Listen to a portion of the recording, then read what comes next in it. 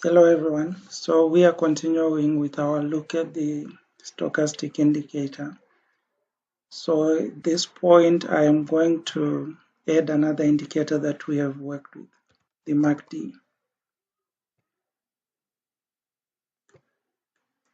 So now we have got our MACD here and our stochastic here.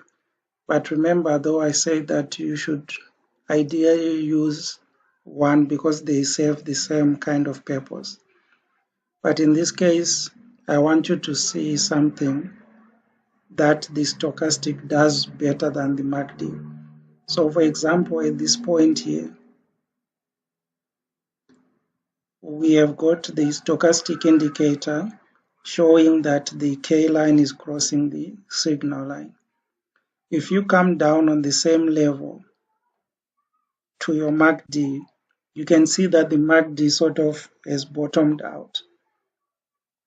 Now, if you are using the MACD cross as a trading strategy, you can look here at this point and say at that point the MACD is crossing, indicating that you should be going long. But if you look on your chart, the MACD cross happened on that day. But the time that we had the piercing pattern showing a reversal was at this point here. So the MACD was late by 1, 2, 3, 4, about 4 or 5 days. It was late to the party. But now look at the stochastic. At the point where you have got the piercing pattern, the stochastic was bottoming out. So you can see that the stochastic in this case is reaching a bottom 4 days earlier than the time that the MACD is reaching a cross. So in other words, you have a cross at the point where you want to be. So in this case, at this point, you have price confirmation to go long. And at that point, your stochastic is crossing. So I usually use the stochastic to time my entry. I'm no longer using the MACD.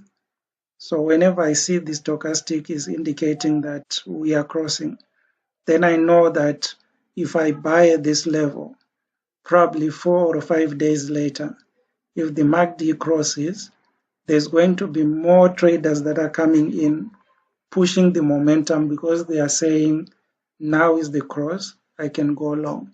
Then they nicely push you upwards because you're already sitting already in a position. So in this way, I love the stochastic because it's sort of ahead of the MACD indicator. And for that reason, I favor to use it more than the MACD. And if we are to look ahead, at this point we have got the bearish engulfing candle. And if we look at that date in particular, we can see that this is the day when the stochastic crossed and the MACD had not yet crossed. The MACD was still trying to move below. So if you go short at this point here, you can see that price started moving downwards.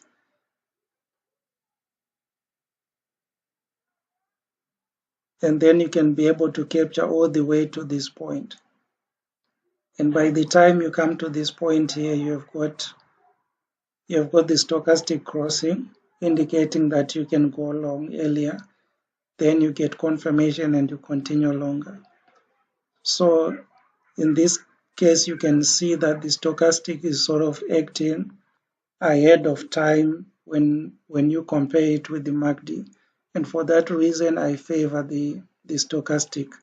If you want to use the bottom of the stochastic here, you can see that it showed that it will reach the bottom and tend to go upwards before crossing, which is something that I use to, if I want to time my candles with my indicators, I usually use the stochastic because it's the one that I find to always be agreeing with the candle formations that I usually like to consider.